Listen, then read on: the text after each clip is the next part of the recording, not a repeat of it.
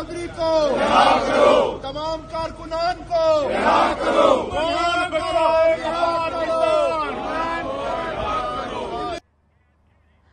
अस्सलाम वालेकुम, मैं हूं मुनीज़ जहांगीर और आप देख रहे हैं प्रोग्राम स्पॉटलाइट। नाजरीन, 2 साल के बाद 9 मई के केसेस के अंदर सज़ा तो सुना दी गई है और पीटीआई के लीडर्स को 10-10 साल की सज़ा सुना दी गई है, मगर अभी तक ये सवाल उठाया जा रहा है कि क्या इंसाफ के तकाजे पूरे हुए कि नहीं हुए। और ये इसलिए पूछा जा रहा है चूँकि जो ऑर्डर आया है एंटी टेररिज्म कोर्ट की तरफ से सरगोदा से, वो बड़ा मुबहम है और एग्जैक्टली इसके अंदर ये नहीं बताया गया कि उनका क्या कसूर था या उनके खिलाफ क्या शवाहिद थे।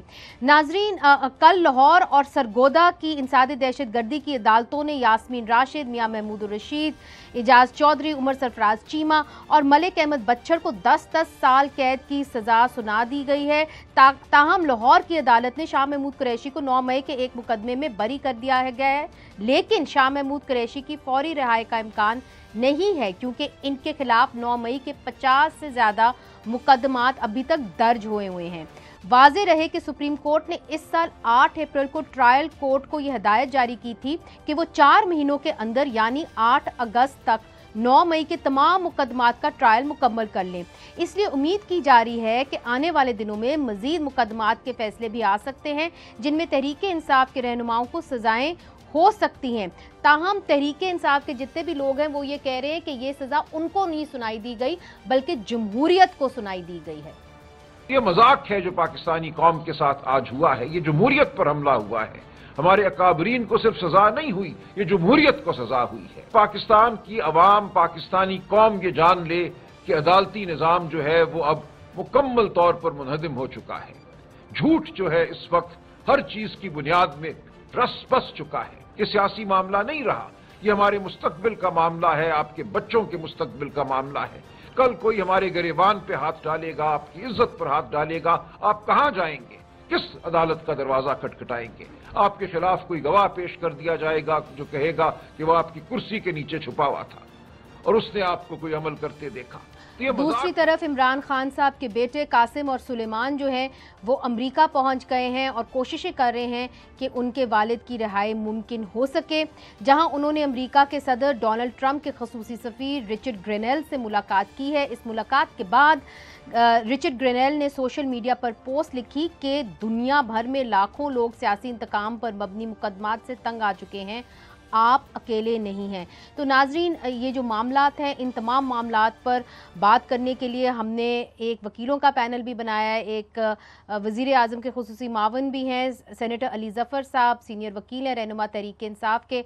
आपका बहुत शुक्रिया कि आपने हमें ज्वाइन किया। अख्तार वली ख़ान साहब रहनुमा है पाकिस्तान मुस्लिम लीग नून के काबीना में हैं, आपका बहुत शुक्रिया कि आपने हमें ज्वाइन किया। और सेनेटर कामरान मुर्तज़ा साहब, आप JUI-FA के रहनुमा हैं और सीनियर वकील हैं। तो सबसे पहले कामरान मुर्तज़ा साहब, आपसे ये पूछूंगी, पता नहीं आपने ये सरगोदा की इंसादी दहशतगर्दी का जो फैसला है ये पढ़ा है कि नहीं है? मैंने तो पढ़ा है। आप मुझे बता दीजिए कि इस फैसले के अंदर जो इसकी ऑपरेटिंग पार्ट है उसके अंदर ये लिखा हुआ है, in such like cases of unruly mob it is very difficult to distinguish between the acts of individual members of mob who act in furtherance of the common intention of all. Similarly, an act is done by several persons in furtherance of the common intention. Each of such persons is liable for that act. यानी कि इस तरह लग रहा है कि जिस तरह जिरगे कलेक्टिव पनिशमेंट देते हैं उस तरह दी जा रही है और ये बताया नहीं जा रहा कि जिन लोगों को आप 10-10 साल की सजाएं दे रहे हैं इनका जुर्म क्या था।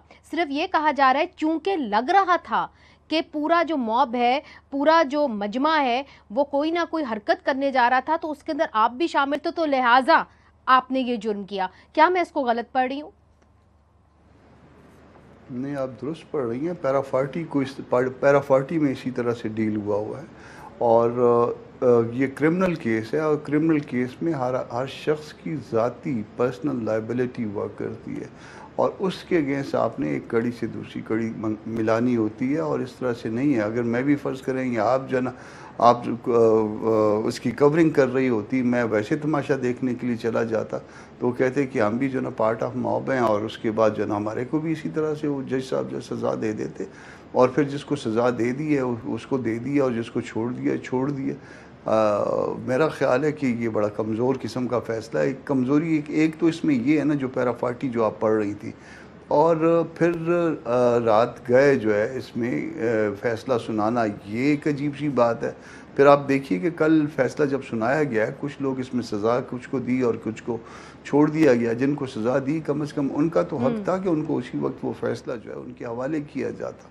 फ़ैसला तो आ जाया मार्केट में, और अनफॉर्चुनेट ख़ातून को भी इसमें सज़ा दे दी गई है, डॉक्टर साहबा को। और डॉक्टर साहबा जो है ना वो पेशेंट भी हैं, एजेड भी हैं, और ख़ातून होने के नाते हमारे लिए मोहतरम भी हैं, ज़्यादा मोहतरम है। जी हाँ, और ख़ातून की वजह से ज़्यादा उनका एहतराम है। तो इस तरह से जो है ना वो इस तरह की अजीब व गरीब आज-पात जो है ना किस्म का फ़ैसला लिख के और उसमें जो है ना सबको जो है ना इकट्ठा उसमें वो कर दो, तो ये ज़्यादती है। जी इख्तियार वली साहब, आपने कामरान मुर्तज़ा साहब की बात सुनी। पाकिस्तान तहरीक इंसाफ तो ऑलरेडी कह चुकी है कि आपने जमहूरियत का कत्ल कर दिया, मगर देखिए इसके अंदर जो जुडिशल सिस्टम है हमारा पूरा, आज सिर्फ पीटीआई ट्रायल पे नहीं है, वो भी ट्रायल के ऊपर हैं। क्योंकि अगर वो लोगों को सज़ाएं देंगे और उनको नहीं बताएंगे कि उनका क्या जुर्म है, तो फिर इस फैसले की क्या क्रेडिबिलिटी होगी? बिस्मिल्लाहिर्रहमानिर्रहीम, बहुत शुक्रिया मुनीज़े। देखिए, बीइंग पॉलिटिकल कारकुन, एक सियासी जमात के कारकुन की हैसियत से हम कभी खुश नहीं होते हैं जब किसी सियासी जमात के कारकुन को कोई सज़ा सुनाई जाती है। इस पे कोई भी खुश नहीं होता। आपने पैरा 40 की बात की, आपने इस फैसले के एक हिस्से का तज़किरा किया, आपकी बात बजा होगी। लेकिन मैं अगर थोड़ा सा उस पे आ जाऊं, क्या 9 मई के वाक़यात जो थे वो हुए नहीं थे? क्या ज़मीन पर हमने इन वाक़यात को होते नहीं देखा? मगर सर, अदालत के अंदर अगर आप मुझे 10 साल की सज़ा दे रहे हैं तो आप मुझे ये तो बताएंगे कि मेरा जुर्म क्या है।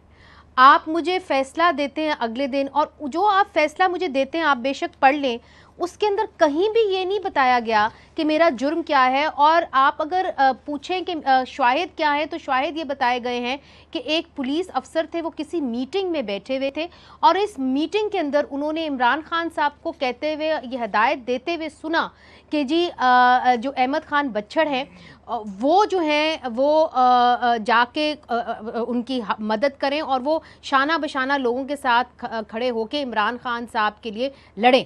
सिर्फ ये है। क्या उन्होंने, अच्छा हम मान भी लेते हैं कि अगर उन्होंने ये कहा था तो इसका ये तो इस्टेब्लिश नहीं होता कि उन्होंने ये सारा कुछ किया था।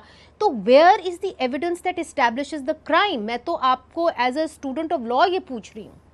मैं आपकी बात समझ रहा हूँ। आप फेयर ट्रायल की बात कर रही हैं और मैं बात कर रहा हूँ कि क्या ये वाक़या इस ज़मीन पे हुआ नहीं, हमने उसको होते नहीं देखा? क्या इसके ताने बाने सारे ज़मान पार्क से नहीं मिलते थे? क्या मास्टरमाइंड इनकी पार्टी का लीडर नहीं था? जो फ़ैसला आपने पढ़ा है, अगर इसमें इतनी कानूनी सकम है कि अगर किसी को ये भी नहीं बताया गया कि आपका कसूर क्या है, तो फिर तो ये इनके लिए इससे ज़्यादा खुशी की बात क्या है? ये आगे जाएं, नेक्स्ट कोर्ट में इसको चैलेंज करें, ये वहाँ से ज़मानत भी मिल जाएगी, कल को बरी भी हो जाएंगे। मैं आपको जो बात कहने लगा हूँ वो ये है मुनीज़ जहांगीर के अगर कानून इतना कमज़ोर, हमेशा हमने देखा, ये कामरान मुर्तज़ा साहब बड़े भाई हैं और बेहतरीन कानूनदान हैं, इनको हमसे ज़्यादा पता है सरकारी प्रोसिक्यूशन के केसेस कितने स्ट्रांग होते हैं, ये हमें मालूम है। ये इनको कल ज़मानत भी मिल जाए, परसों ये बरी भी हो जाए, लेकिन मॉरली 9 मई हुआ है, मरीख पे नहीं हुआ, ज़मीन पे हुआ और पाकिस्तान में हुआ। सर मान पाकिस्तान के चारों सूबों में हुआ है। मैं मानती हूँ, मैं मानती हूँ कि 9 मई हुआ है, सब मानते हैं, सबको पता है कि 9 मई हुआ। जी सर, मुझे थोड़ा सा अलाउ करें। 9 मई हुआ है। आपने अगर कोई वाकया खुद नहीं देखा, मैं विटनेस हूँ, मैंने रेडियो पाकिस्तान जहाँ से आवाज़ उठी थी कि मुबारक हो आपको पाकिस्तान का बनना, पाकिस्तान जिंदाबाद, उसको आग जो लगाई गई थी, उसमें एक बंदा आज खैबर पख्तूनख्वा की सूबाई काबीना में वजीर बन के बैठा है। हमने मैं उन लोगों को जानता हूँ। देखिए सर, वो मेरा सवाल आपसे सिर्फ ये है, मैं ज़रूर, आप दुरुस्त कह रहे हैं कि 9 मई हुआ, इससे तो कोई इनकार नहीं करा कि 9 मई नहीं हुआ, मगर इधर मैं सिर्फ कामरान मुर्तज़ा साहब से पूछना चाहती हूँ, वो भी एक वकील हैं। हम कहते हैं कि 9 मई हुआ है, फिर मामला अदालतों में जाते हैं और अदालतों में इस किस्म के फैसले निकलते हैं जो आज हमने देखे हैं, और जिसके ऊपर कोई भी इंडिपेंडेंट वकील जिस तरह के कामरान मुर्तज़ा ना पीटीआई में है ना पीएमएल में, वो कहते हैं कि जी मुबहम है, इसके अंदर सुखम है। तो फिर अगर हैं तो इन फैसलों की क्या क्रेडिबिलिटी होगी, और क्या ये लम्हा फिक्रिया आपकी जुडिशरी के लिए नहीं है, पूरे लॉ सोसाइटी के लिए नहीं है? बिल्कुल, ये प्रोसिक्यूशन के लिए अगर वो कमज़ोर केस बनाएंगे और फैसले कमज़ोर होंगे तो मेरे ख्याल में इससे ज़्यादा अच्छी बात जो है तो पीटीआई वालों की क्या हो सकती है।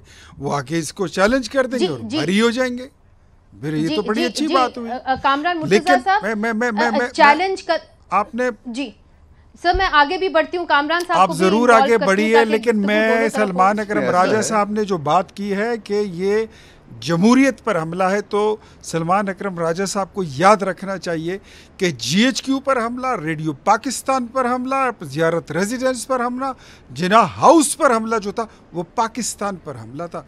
और पाकिस्तान पर हमला जो है वहाँ से इन तमाम वाक़यात में जहाँ पे कर्नल शेर का मुजस्समा था, जहाँ पर एमएम आलम का जहाज़ था, जहाँ पर चकदरा फोर्ट है, जहाँ पर जीएचक्यू या रेडियो पाकिस्तान है, वहाँ से जेयूआई का कोई कारकुन अरेस्ट नहीं हुआ, वहाँ से मौके पर कोई पीपल्स पार्टी का कारकुन अरेस्ट नहीं हुआ, वहाँ पर मुस्लिम लीग नून का कोई बंदा मौजूद नहीं था।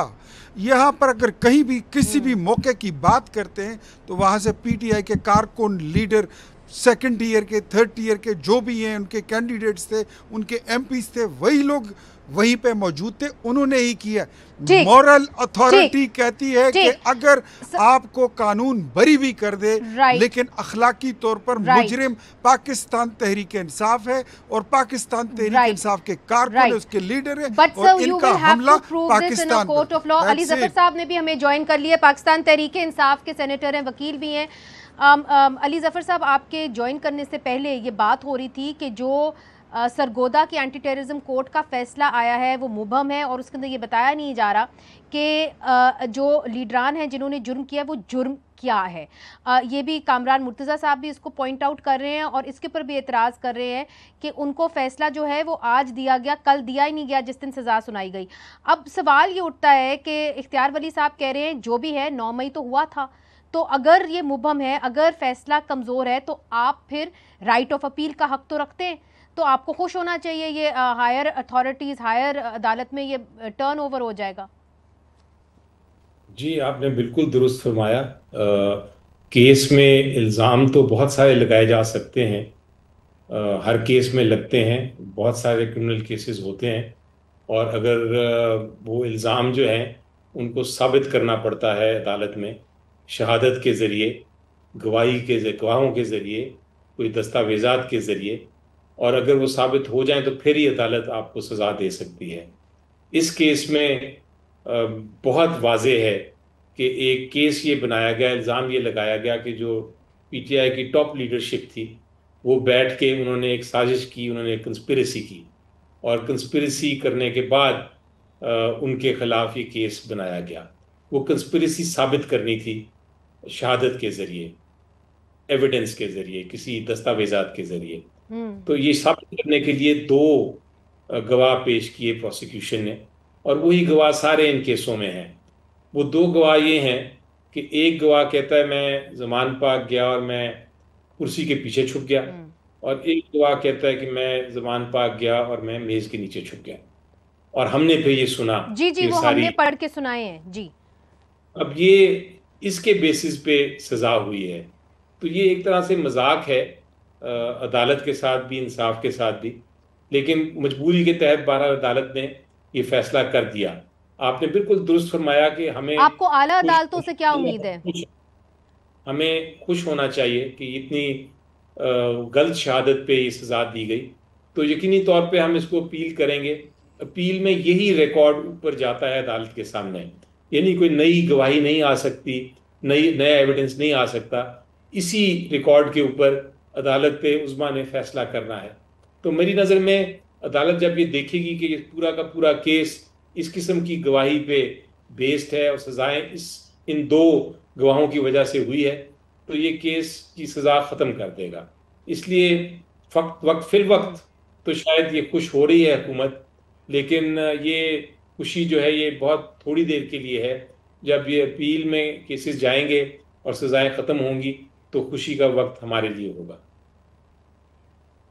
चले, ये तो आपने बात कही कि उम्मीद का आपने इजहार किया कि जी आला अदालतों में ये फ़ैसले आएंगे, मगर मैं ये सख्त सवाल, आप चूँकि वकील हैं और सीनियर वकील हैं, आप तो रोज़ प्रैक्टिस करते हैं, ये सवाल मैं आपके सामने रखूँगी कि अदालतों के फ़ैसलों के अंदर कोई कंटिन्यूटी नज़र नहीं आ रही। पिछले कई सालों के अंदर बेशतर वकील ख़ास तौर पे जो प्रैक्टिस करते हैं वो शिकायत करते हैं कि अदालत जो है एक ही केस के अंदर एक तरह का फ़ैसला करती है और फिर उसके बरक्स कोई और फैसला एक ही सिचुएशन का कोई दूसरा फैसला दे देती है। कोई कंटिन्यूटी अदालतों के फैसले में क्यों नहीं आ रही? अदालतों का जो मेयार है वो क्यों गिरता जा रहा है? और क्या 26वीं आईनी तरमीम ने इस अदालती फैसले को, अदालती सिस्टम को मजबूत किया या कमज़ोर किया? आज क्यों मौलाना फजल रहमान साहब कह रहे हैं कि 26वीं आईनी तरमीम जो है वो कामयाब नहीं हुई? ये हम पूछेंगे वक्फे के बाद।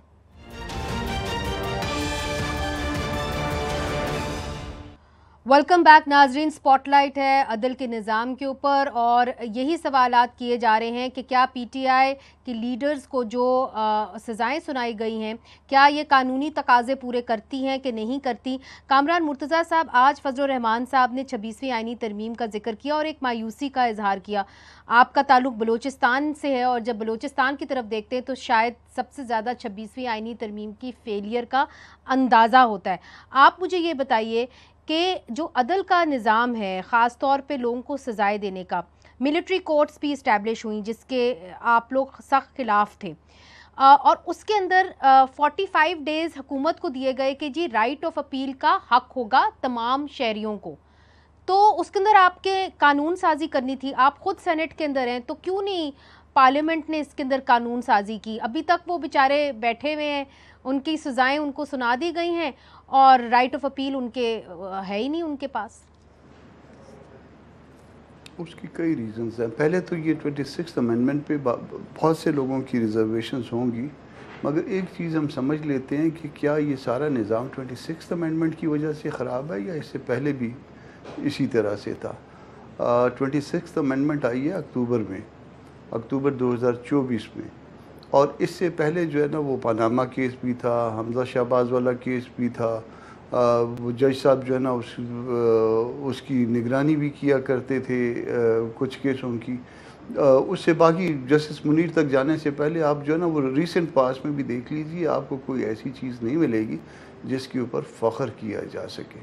तो जब फ़ख्र वाली बातें ना होंगी तो वो इसको बड़ा आसान तरीके से समझ लेते हैं कि एक ज़माने में किसी एक पार्टी का हाथ मरोड़ा गया था, दूसरे ज़माने में किसी दूसरी पार्टी का हाथ मरोड़ा गया, और ये हमारी बदकिस्मती है कि हम जिस वक्त जो है ना वो उनका हाथ मरोड़ा जा रहा था तो इस तरफ वाले जो है ना वो तालियां बजा रहे थे, और जब इनका हाथ मरोड़ा जा रहा है तो उस तरफ वाले तालियां बजा रहे हैं। वो भी गलत था, ये भी गलत है। 26th अमेंडमेंट से पहले भी गलत था, 26th अमेंडमेंट के बाद भी गलत हो रहा है। इसका असर अदल के निज़ाम पे क्या हुआ है सर? आप मिलिट्री कोर्ट्स के अंदर 6 महीने आला अदालत सुप्रीम कोर्ट ये फैसला करती है कि civilians will not be tried in military courts. उसके 6 महीने के बाद वही अदालत ये फैसला करती है कि आम शहरी जो है वो मिलिट्री कोर्ट्स में ट्रायल किए जाएंगे। पूरी दुनिया इस चीज़ को देख रही है और दुनिया इसकी मजम्मत करती है कि कैसे आप एक पैरेलल लीगल सिस्टम खड़ा कर सकते हैं और आप फेयर ट्रायल, जहाँ पे धज्जियाँ उड़ रही हैं फेयर ट्रायल की, आप उसको कैसे अलाउ कर सकते हैं। तो आपका जो अदल का निज़ाम है, जहाँ आप वकील रोज़ पेश होते हैं, उनसे क्या उम्मीद करे आम शहरी पाकिस्तान का? देखिए, इसमें मेरा ओपिनियन शायद बायस ओपिनियन हो। मैं नहीं समझता कि आप अपने शहरी का ट्रायल जो है वो मिलिट्री कोर्ट में कर सकते हैं। मैं इस बात का नज़रियाती तौर पे भी हामी नहीं हूँ और वैसे भी मैं इसको कानूनी तौर पे भी गलत समझता हूँ, मगर स्टिल जो है ना वो इस वक्त आप इसको बदकिस्मती कह लीजिए कि लॉ ऑफ लैंड यही बन गया, और ये लॉ ऑफ लैंड जो बना है इसके साथ अक्सर लोग, मेजॉरिटी जो है वो इत्तेफाक नहीं करती है, नज़रियाती तौर पे भी और कानूनी तौर पे भी। अब जिस चीज़ से आप नज़रियाती तौर पे इत्तेफाक नहीं करते और पहले से आप बायस होते हैं उस चीज़ के ख़िलाफ़, तो फिर उसमें जो है ना वो आपको एक्सेप्टेबल नहीं होता। ये जो कुछ हुआ है ये बदतरीन तारीख़ है, मगर प्रॉब्लम ये है कि इसके लिए किसी एक को मोरद इल्ज़ाम आप नहीं ठहरा सकते। मुझे भी ठहरा सकते हैं मोरद इल्ज़ाम, ठीक है, इख्तियार वली को भी ठहरा सकते हैं, अली ज़फ़र को भी। हम सारे जो है ना वो किसी न किसी वक्त में जो है ना ये इसके लिए ज़िम्मेदार ठहराए जा सकते हैं, और उसको दुरुस्त करना होगा, उस रवैये को दुरुस्त करना चाहिए हम सबको। जी, और बिल्कुल आपने दुरुस्त कहा, इमरान खान साहब की हुकूमत में ही शहरियों को मिलिट्री ट्रायल्स के अंदर डाला गया था, मिलिट्री कोर्ट्स के अंदर उनके ट्रायल हुए थे, उसकी इजाज़त इमरान खान साहब ने ख़ुद अपनी काबीना में दी थी। इख्तियार वली साहब, फिर भी अभी जो आला अदालत ने फ़ैसला किया कि जी आम शहरियों को आप मिलिट्री कोर्ट्स में ट्राई कर सकते हैं, ये एक यूनानिमस फ़ैसला नहीं था। उसके अंदर ये भी कहा गया था कि आपके पास 45 दिन होंगे, 45 डेज़, और राइट टू अपील हर शहरी का हक होगा। जो भी फैसला मिलिट्री कोर्ट्स में सुनाया जाएगा आप उसके लिए कानून करें और उनको राइट ऑफ अपील दें। अब ये फैसला आता है मई में, आज हम ऑलमोस्ट एंड ऑफ जुलाई बैठे हुए हैं, तो आप लोगों ने कानून साजी क्यों नहीं की इस हवाले से? अच्छा, थैंक यू। देखिए मुनीज़े, एक तो मैं ख़ुद अगर कहूँ कि ज़ाती तौर पे मैं इस चीज़ को पसंद शायद ना करूँ, बीइंग अ डेमोक्रेट, के सिविल लोगों का होना नहीं चाहिए, लेकिन मैं इस जगह पे कायल भी हो जाता हूँ। ये बात मुझे फिर कायल कर देती है कि अगर ज्यूरिसडिक्शन बनती है मिलिट्री के अपने एसेट्स की, मिलिट्री कंपाउंड्स की, कि आप उसके अंदर घुसकर वारदात करते हैं या कोई शरारत करते हैं या इंतशार करते हैं या हमला करते हैं, तो फिर मेरे ख़्याल में उनके पास राइट होनी चाहिए कि मिलिट्री कोर्ट्स का एक निज़ाम ऑलरेडी वहाँ पर मौजूद है, कि आर्मी की अदालतें हैं जो अपने जनरलों की भी कोर्ट मार्शल कर लेते हैं। अगर बाहर कोई शरारत हुई है तो डेफिनेटली वो फिर सिविल कोर्ट में चलेगा, लेकिन अगर आप उनके प्रीमिसेस में अंदर जाके करते हैं तो फिर ये बात मेरे ख़्याल में दुरुस्त है और इसको ये समझ में आ जाती है। जहाँ पर मिलिट्री कोर्ट्स की बात है, तो अगर आपको राइट ऑफ अपील मिल गया तो मेरे ख़्याल में फिर मिलिट्री कोर्ट में केस चले या फिर सिविल कोर्ट में केस चले, यहाँ पर चले या वहाँ पर चले, उसमें फिर कोई इतना फ़र्क नहीं है। राइट ऑफ अपील आपको मिल गया, आप वकील कर सकते हैं, आप अपील कर सकते हैं। इसके पर कानून साजी क्यों नहीं की? 45 डेज तो गुजर गए और ये अदालत का हुक्म था, आला अदालत का हुक्म था कि with in 45 days government of Pakistan must legislate, ताकि राइट ऑफ अपील ये जो 103 लोग हैं इनको हो। आपने उसके ऊपर कोई लेजिस्लेशन क्यों नहीं की? 45 डेज का उन्होंने एक टाइम वो दिया होगा कि इसमें कर ले, लेकिन आपने देखा होगा कि बजट भी चल रहा था, बजट सेशन था, और उसकी वजह से आपको पता है कि बाकी बिजनेस सारा असेंबली का जो है वो एक साइड पे रह जाता है। तो अब इसके बाद ही हो जाएगा, वो भी इंशाल्लाह वो पूरा हो जाएगा। लेकिन मैं I am very much clear कि जो चीज़ जो शरारत कहें या इंतशार कहें या वारदात कहें, वो आर्मी एरिया के अंदर हो तो उसको आर्मी एरिया में चलाना उसकी कोई कबाहित नहीं है आर्मी कोर्ट में।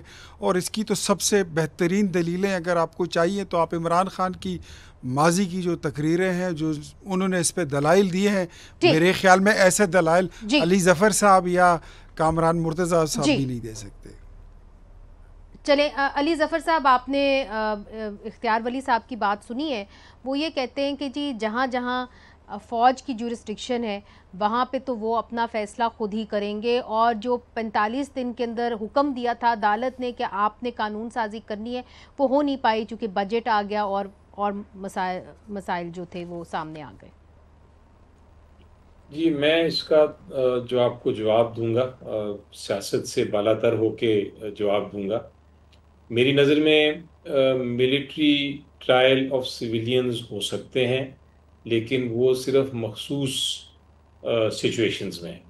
मसलन अगर एक जासूस पकड़ा गया है जो कि काम कर रहा है आपकी नेशनल इंटरेस्ट के ख़िलाफ़ किसी बाहर के मुल्क का, तो उसका मिलिट्री ट्रायल ज़रूर हो सकता है, चाहे वो सिविलियन हो या मिलिट्री का पर्सनल हो। लेकिन मेरी नज़र में आइन और कानून का तकाजा ये है, और आइन का मैं इसलिए ज़िक्र करूँगा कि आइन में एक आर्टिकल 10A है जो कहता है कि हर जो शख्स के ख़िलाफ़ आप एक्शन लें, किसी किस्म की कार्रवाई करें, कोई केस करें, तो वो एक फेयर ट्रायल के ज़रिए उसका फ़ैसला करें। तो आर्टिकल 10A की जब मैं बात करता हूँ तो मेरी नज़र में आइन का तकाजा यही है कि आप मिलिट्री सिविलियन का, आम शहरी का मिलिट्री कोर्ट में ट्रायल नहीं कर सकते। आम किसी जासूसी वगैरह के अलावा अगर कोई उसके खिलाफ इल्ज़ाम है तो उसका ट्रायल नॉर्मल सिविल कोर्ट में ही होना चाहिए, या क्रिमिनल कोर्ट में होना चाहिए, या एंटी टेररिज्म कोर्ट में होना चाहिए, जहां एक आपको प्रॉपर ट्रायल मिलता है। अपील तो अपनी जगह, लेकिन एक प्रॉपर ट्रायल ज़रूर होना चाहिए। तो मेरा तो ये बड़ा क्लियर इस पे पिक्चर है, चाहे सुप्रीम कोर्ट की कोई भी जजमेंट हो, वो 12 जजमेंट है तो कानून तो वही है जो सुप्रीम कोर्ट कहता है, लेकिन अपना मौक़िफ़ मैं ज़रूर रख सकता हूँ। अब आपने कहा कि अपील का एक प्रोविज़न क्यों नहीं पार्लियामेंट ने अभी तक किया। मैं उस पर आपको ये कहना चाहूँ कि मेरी नज़र में जो आप अगर पाकिस्तान की तारीख देखें तो जिसके पास भी ताकत है, चाहे वो मार्शल लॉ अथॉरिटीज़ हैं, चाहे वो सियासी लोग हैं, पॉलिटिशियंस हैं, जब भी पावर आई है, ताकत आई है, तो इन्होंने कोशिश की है कि अदालतों को एक हथियार की तरह इस्तेमाल करें, कानून को एक वेपन की तरह इस्तेमाल करें, और अपने जो सियासी मुखालफिन हैं, जो उनकी या मीडिया है, उनके खिलाफ इस्तेमाल करें। ये आपने देखा जब पहली हुकूमत बेनज़ीर की आई, उन्होंने नवाज शरीफ साहब के खिलाफ किया, नवाज शरीफ साहब की आई, उन्होंने बेनज़ीर के खिलाफ किया, ज़ियाउल्लाह की आई, उन्होंने सबके खिलाफ किया, मुशर्रफ साहब की आई। इस तरह हमने ये देखा कि ये एक कानून और जो आइन है उसको उससे बालातर होके एक रूल ऑफ लॉ को ख़त्म करके लोगों से इंतकाम लिया जाता है सियासी। हम वही चीज़ देख रहे हैं अब भी, चाहे 26वीं तरमीम हो, चाहे 26वीं तरमीम पहले हो। तो ये एक मसला है, इसी के नज़र ये सिविलियंस हो गए हैं मिलिट्री ट्रायल में। उनको चूंकि इस वक्त मगर अली ज़फ़र साहब, allow me to ask this question कि देखिए ये एक मसला नहीं, ये बहुत बड़ा मसला है, क्योंकि इसके नतीजे में ये हुआ है कि जो निज़ाम अदल है वो कमज़ोर हो गया है, और अब लोगों को उनकी एक आखिरी उम्मीद होती है अदालतों से।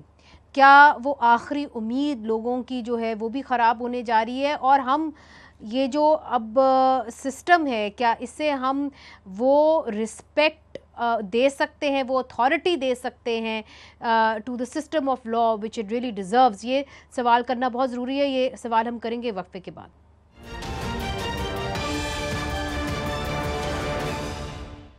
वेलकम बैक नाजरीन। अली ज़फ़र साहब, अब जबकि आपकी तमाम लीडरशिप के ख़िलाफ़ फ़ैसले आ चुके हैं और 10-10 साल की सज़ा हो गई है मासिवाए शाह महमूद कुरैशी साहब को, तो अब 5 अगस्त को क्या होने जा रहा है? क्या कासिम और सलमान वापस आएंगे, वो लीड करेंगे मजमे को? चूँकि राना सनाउल्लाह साहब कह चुके हैं कि जी वो वापस नहीं आ रहे। What is the plan for PTI now? देखें, जहाँ तक जो बच्चों का ताल्लुक है, वो अगर आना चाहें पाकिस्तान में ज़रूर आएंगे। उनका मकसद, उन्होंने मेन मकसद उनका यही है कि इमरान खान साहब से मिलना चाहते हैं, अपने वालिद साहब से मिलना चाहते हैं, लेकिन ऐसा कोई प्लान नहीं कि कोई लीड करेंगे। वो अगर वो शामिल होना चाहते हैं किसी एहतजाज में तो ज़रूर वो शामिल हो सकेंगे, लेकिन ये जो इमरान खान साहब ने जो लोगों को दिया है कि आपने इसका सारी स्ट्रेटजी बनानी है और लीड करना है, वही लोग लीड करेंगे इस एहतजाज को। PTI की ही लीडरशिप लीड और 5 अगस्त के हवाले से क्या आपके प्लान्स क्या हैं कि 5 अगस्त को अरूज पे होगा, कहाँ अरूज पे होगा? What is going to be the plan for the 5th of August? देखिए, प्लान तो बड़ा सिंपल है, और वो ये है कि पूरे मुल्क में एहतजाज होगा। ये कोई ख़ास मखसूस जगह पे नहीं होगा, जगह जगह होगा, पूरे मुल्क में होगा, गली गली में होगा। लेकिन इतना मैं आपको बता दूं कि इस्लामाबाद में नहीं होगा, यानी इस्लामाबाद में कोई मार्च करने का इरादा नहीं। ये इंडिजिनस होगा, और जैसा मैंने कहा कि शहर शहर, मोहल्ले मोहल्ले में होगा। ठीक। कामरान मुर्तज़ा साहब, आपकी भी जमात जो है ख़ास खुश नहीं लग रही हालात से, और 26वीं आइनी तरमीम के हवाले से भी मियां मौलाना फजलुर रहमान साहब ने आज मायूसी का इजहार किया है। तो आप जो जिस तरह 26वीं आइनी तरमीम है स्पैंड आउट, आप उससे खुश हैं? और अगर ये 27वीं आइनी तरमीम लाने की बात करें तो फिर JUI कहाँ खड़ी होगी? दो सवाल हो गए ना। एक तो 26th अमेंडमेंट से खुश हैं या 26th अमेंडमेंट से खुश नहीं है। उसमें 5 तो क्लाजेज़ हमारी अपनी हैं, तो 5 क्लाजेज़ को तो जो है वो तो हम उससे यकीनन खुश हैं। बाकी 22 क्लाजेज़ हैं, शायद बाकी 22 क्लाजेज़ हैं जो कि दूसरों की हैं, यानी गवर्नमेंट की हैं। 22 क्लाजेज़ में सारी क्लाजेज़ जो है ना वो बुरी नहीं हैं, कुछ अच्छी हैं कुछ ख़राब हैं, ख़राब हो सकती हैं। और ये एक इंसानी काविश है। इंसानी काविश जो ना एब्सोल्यूट नहीं होती है। उसमें ये बात जो भी इसके मुखालिफ हैं वो इसको जो है हाँ इकट्ठे में वो ना करें कि ये तमाम की तमाम ख़राब हैं। उसमें ये तय करना पड़ेगा कि ये क्लास जो है ये दुरुस्त नहीं है या इसका नतीजा दुरुस्त नहीं निकला। इसके ऊपर एक डिबेट होनी चाहिए और डिबेट के नतीजे में जो है ना हम तय कर पाएंगे कि हाँ इसका नतीजा अच्छा नहीं निकला। दूसरा आपने सवाल किया 27th अमेंडमेंट के हवाले से। 27th अमेंडमेंट जो है वो अभी तक पाइपलाइन में नहीं है। मेरा ख्याल इख्तियार वली साहब को भी कुछ पता नहीं है उसके हवाले से, मुझे और अली जफ़र को तो हो नहीं सकता। तो जब तक कोई चीज़ जिसके कंटेंट सामने नहीं आएंगे उसके बारे में कोई राय नहीं दी जा सकती है। तो जब चीज़ें सामने आएंगी डिबेट होगी। इख्तियार जी मफरूज़ जी, मगर इख्तियार वली साहब बिल्कुल आखिरी सवाल आपसे, कंक्लूडिंग रिमार्क्स। जिस तरह अली ज़फ़र साहब ने कहा है कि जी एहतजाज तो होगा, मगर मैं आपको ये बता सकता हूँ कि इस्लामाबाद में नहीं होगा। अगर इस्लामाबाद में एहतजाज नहीं होता, पुरअमन होता है, हुकूमत इसकी इजाज़त देगी? ये जमहूरी मुल्क है और अपने डेमोक्रेटिक राइट्स ये जब बात चाहें पीसफुली ये लोग एक्सरसाइज कर सकते हैं। देखें हम तो मुनीज़े उस पर यकीन रखते हैं। अभी मौलाना साहब के मार्चेस हुए हैं, हमने उनको फैसिलिटेट भी किया, कोई बुराई इसमें नहीं है। आपने देखा जब हाफिज़ नईम साहब आए हैं उन्होंने हुकूमत के ख़िलाफ़ कितना बड़ा लंबा धरना दिया है, ठीक ठाक उन्होंने प्रोटेस्ट किया। लेकिन what was the beautiful two things about the dharnas and the हाफिज़ नईम साहब प्रोटेस्ट, वो क्या था कि कोई ना किसी के कमीज़ का बटन टूटा, ना कोई गमला टूटा, ना आग लगाई गई, ना ब्लू एरिया के ब्लू बेल्ट को या ग्रीन बेल्ट को आग लगाई गई, ना जो थे रेंजर्स को गोलियां मारी गई, ना पुलिस वालों को गोलियां मारी गई। तो आई होप के कासिम भी आए, सुलेमान भी आए, बिल्कुल आए, मैं अपनी तरफ से खाना भेजूंगा, वेलकम करूंगा। लेकिन आई होप कि 26 नवंबर वाली जो एपिसोड है उसको रिपीट नहीं किया जाएगा। और मैंने आपको 26वीं आईनी तरमीम के बारे में लास्ट शो में आपको बता दिया था, and let me repeat it again, it's a gossip of Islamabad. ये जो हमारे करीबी एक कोसार मार्केट है ना, यहाँ पे कुछ बेरोजगार लोग बैठकर हमेशा ही गप्पे हाँकते रहते हैं, ये इसकी ज्यादा कुछ नहीं है। ठीक है, बहुत बहुत शुक्रिया इख्तियार वली साहब, आपने हमें ज्वाइन किया। कामरान मुर्तज़ा साहब आपका भी, अली ज़फ़र साहब आपका ही। नाजरीन, सवाल तो ये है कि इंसाफ जो है, जिस तरह कहते हैं ना, justice has to be seen to be done, और अगर वो नहीं होता तो फिर लोग जो हैं, जो भी फैसले सुनाए जाते हैं उसकी लेजिटिमेसी के ऊपर सवाल उठा देते हैं। और हमने हिस्ट्री के अंदर देखा है कि जो अदालतें फ़ैसला करती हैं, ख़ास तौर पे सियासी केसेस के अंदर फ़ैसला करती हैं, जब उसकी लेजिटिमेसी के ऊपर सवाल उठता है तो पूरे सिस्टम के ऊपर, उसकी क्रेडिबिलिटी के ऊपर सवाल उठ जाता है। मुनीज़े जहांगीर को इजाज़त दीजिए, खुदा हाफ़िज़।